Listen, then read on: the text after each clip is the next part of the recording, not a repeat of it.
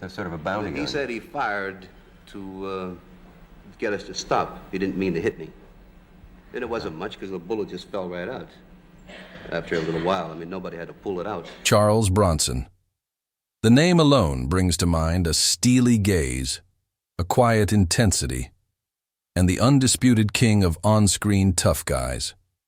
His face looked like it was carved from granite, a symbol of raw, masculine power. On screen, he was the vigilante. You didn't cross. But for Bronson, that tough guy image wasn't just an act. It was a suit of armor, forged in the fires of extreme poverty and hardship. And beneath that armor was a man who held a grudge like nobody else in Hollywood. While friendships in Tinseltown can be fleeting, Bronson's resentments were built to last. He wasn't a man who forgave easily, and he certainly never forgot.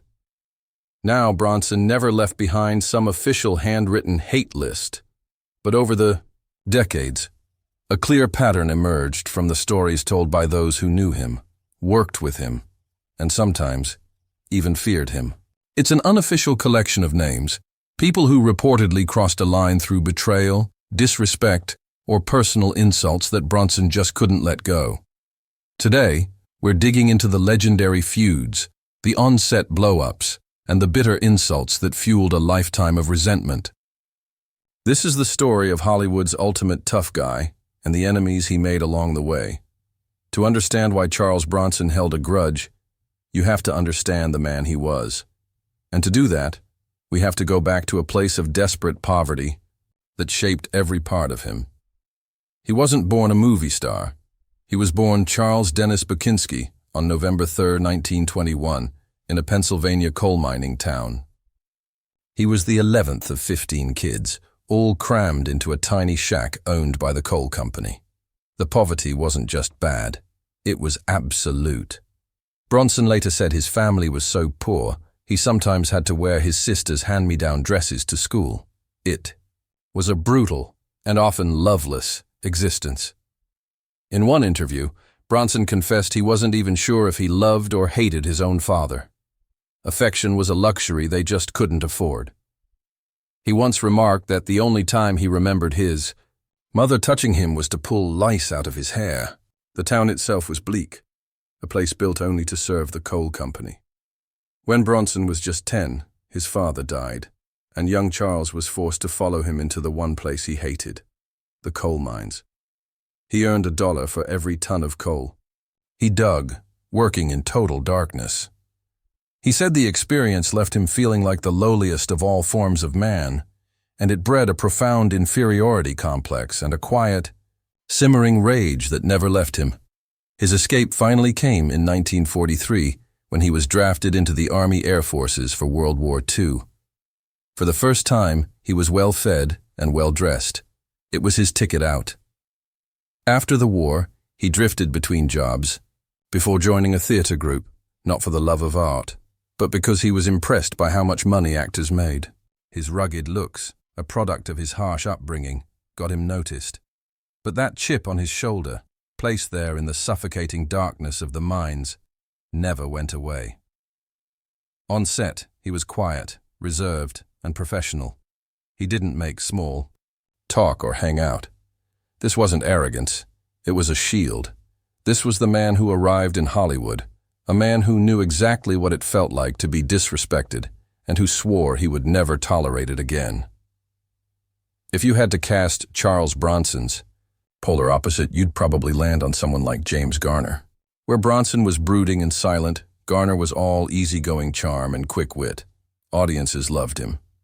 But when these two actors met on the set of the 1963 classic, The Great Escape, their different styles didn't create balance. They lit a fuse on a feud that would last for the rest of their lives. At the time, Garner was the bigger star, and Bronson was still a supporting actor.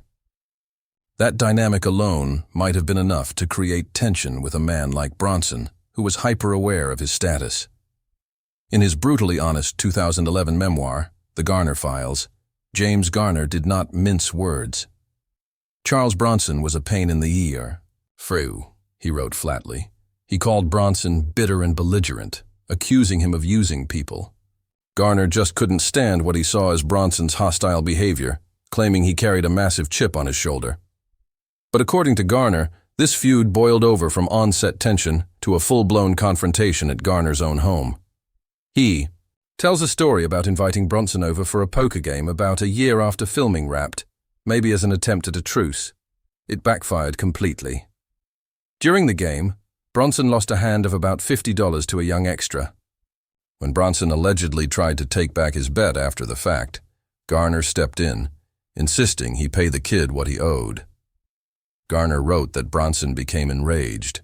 The two men went head-to-head, and while it didn't get physical, the damage was done. After that night, Garner claimed, Charlie went around swearing he'd never work with me again. And he never did. Years later, they ended up at the same dinner table at a restaurant with their wives. The wives chatted, but the two men sat in stiff, awkward silence. The grudge was still very much alive. For Garner, Bronson wasn't some misunderstood, tough guy. He was a bully and an enemy for life. Charles Bronson built his entire career on an image of impenetrable strength. But everyone has an insecurity, and for Bronson, one of his was his height. At around 5'9", he wasn't short, but in a world of towering Hollywood leading men, it was a sensitive spot. And according to Hollywood legend, on the set of the 1967 war film, The Dirty Dozen, director Robert Aldrich turned that insecurity into a moment of public humiliation that Bronson would never forgive. The Dirty Dozen was packed with tough guys: Lee Marvin, Telly Savalas, Donald Sutherland, Clint Walker. The director, Robert Aldrich, was a master of gritty, masculine films, and he was known for a certain kind of on-set banter to keep the mood light. But what he may have seen as a harmless joke, Bronson saw as a profound insult.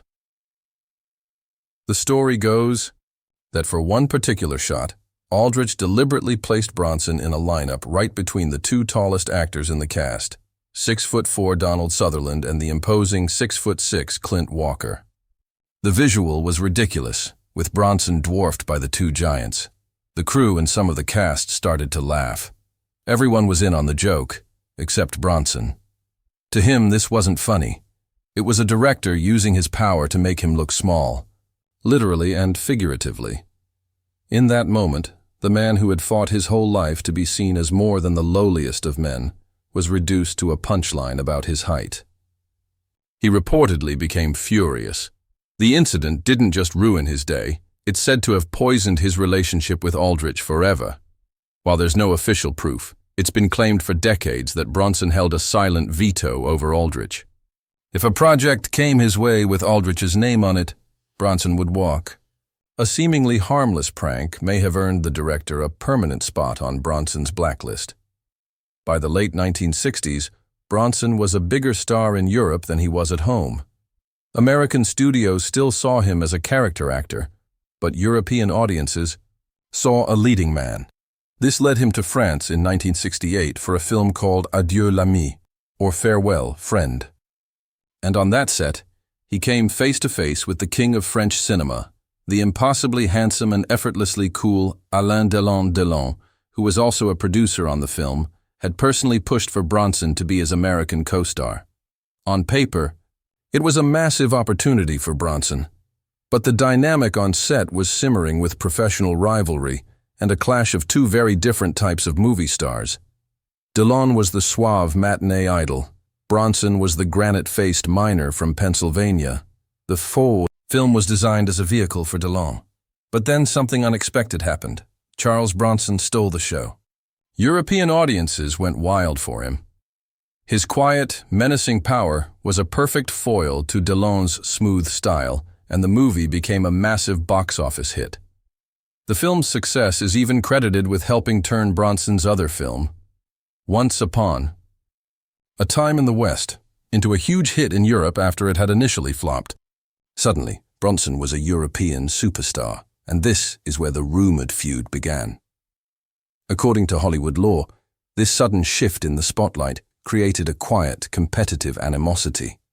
Delon had handpicked Bronson, but he may not have expected to be upstaged in his own movie.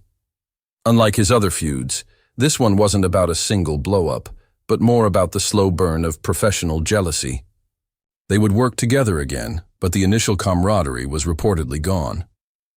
Bronson had arrived in Delon's territory and walked away with the crown. By 1975, Charles Bronson was one of the biggest movie stars in the world, thanks to the massive success of Death Wish. That year, he starred in Hard Times, a gritty, bare-knuckle boxing drama that is now considered one of his best performances. It was directed by a young, ambitious filmmaker named Walter Hill. The film was a masterpiece, but behind the scenes, a conflict was brewing that would ensure the two men never worked together again.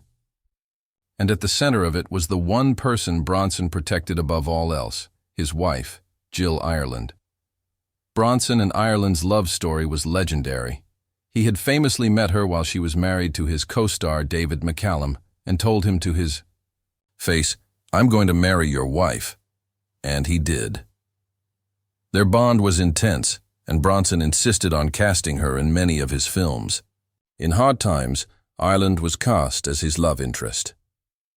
Walter Hill, in his first time directing, was determined to make a tight, unsentimental film. In the editing room, he later admitted his approach was draconian. He made the tough decision to significantly trim down Jill Ireland scenes, feeling it was necessary for the film's pacing. Bronson saw it as a personal attack. He believed Hill had been disrespectful to his wife and her performance. The film was a huge success, but the damage was done.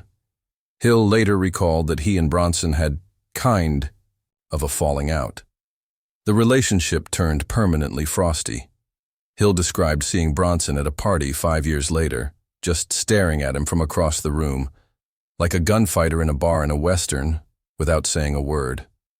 The handshake they shared after the film was the last civil moment they ever had. In Bronson's eyes, Walter Hill had disrespected his wife. And in the unwritten code of Charles Bronson, there was no greater crime. When The Dirty Dozen was cast, it was a convention of cinematic hardmen. At the top of that list was Lee Marvin. A decorated Waiutu veteran, Marvin was the real deal. But he also had a well-known, lifelong battle with alcoholism that often caused chaos on set.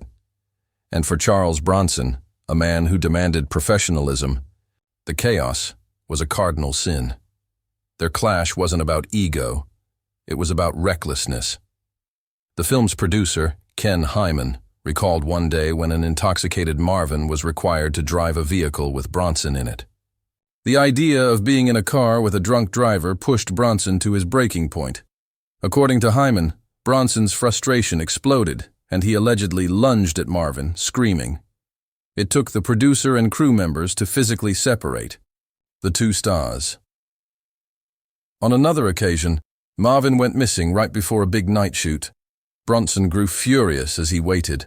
A producer finally found Marvin in a local tavern and dragged the heavily intoxicated actor to the set.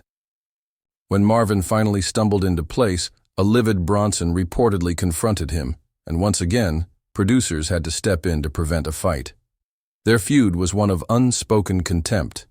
They were two sides of the same tough guy coin. Marvin was wild and unpredictable, while Bronson was disciplined and controlled. He just couldn't stand Marvin's lack of professionalism. They did appear together again years later in the 1981 film Death Hunt, but their joint interviews were painfully awkward, with a distant Marvin sitting next to a bored, monosyllabic Bronson. The fire from The Dirty Dozen may have died down, but the ice between them remained. The man-born Charles Bukinski spent his whole life trying to escape the shadow of the coal mines, but in many ways, he never really left. He built a fortress around himself, and the tough face he showed the world was a shield. Charles Bronson was a survivor who viewed the world with a long memory and a healthy dose of suspicion. His grudges weren't just petty Hollywood squabbles. They were deeply personal. Whether it was a careless joke from a director or a perceived slight against his wife, each offense was a crack in the armor he had so carefully built. To Bronson, these were betrayals of an unspoken code, a code forged in a world where respect was the only thing that mattered. While no list of his enemies exists, the stories paint a clear picture of a man who did not suffer fools, forgive insults, or forget a grudge. His silence was his weapon, and his refusal to work with someone was a final verdict. He remained until the end an enigma. A gentle painter and a loving husband who played killers on screen. A man who craved respect but kept almost everyone at arm's length. The legend of Charles Bronson is a stark reminder that the toughest exteriors often hide the deepest wounds. So what do you think? Were Bronson's grudges justified, or was he just an unforgiving man in a tough business? Let us know your thoughts in the comments below. And don't forget to like this video and subscribe for more deep dives into the secret histories of your favorite stars. Thanks for watching.